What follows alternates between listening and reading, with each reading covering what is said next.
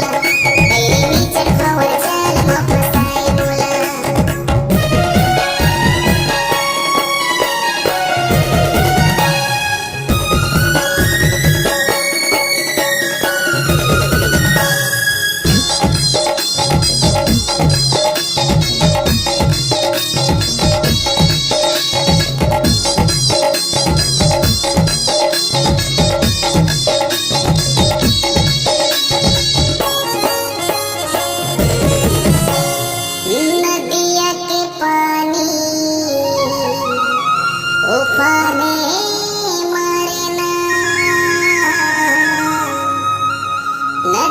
के पानी उफाने मारना और तोर चेहरा संगवारी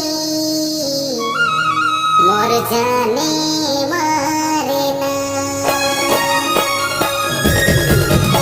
अरे तहुआ बे मैना तहुआ बे रे तहुआ बे मैना तहुआ बे रे कर भजन मारे तहुआ बे रे कर भजन मारे तहुआ बे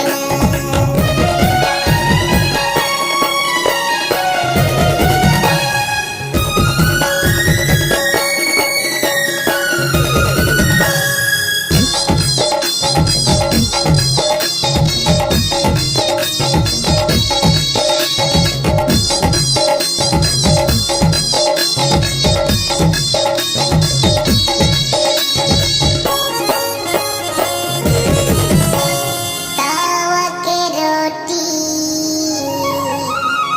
तावा माँ जरी जाए तावा के रोटी तावा माँ जरी जाए और तोर खातिर मोर चूल्हा काबर जरी जाए ऐ सुअरोय तारे सुअरोय ता सुअरोय तारे सुअरोय ता एदे पिंजरा भीतर मरे सुअरोय ता एदे पिंजरा भीतर मरे सुअरोय ता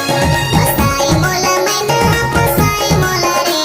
फसाई मोला मैना फसाई मोला रे बैरे निचर भवर जाल म फसाई मोला बैरे निचर भवर जाल म फसाई मोला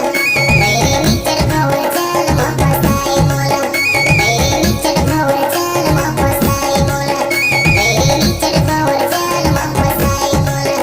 बैरे निचर भवर जाल म फसाई मोला।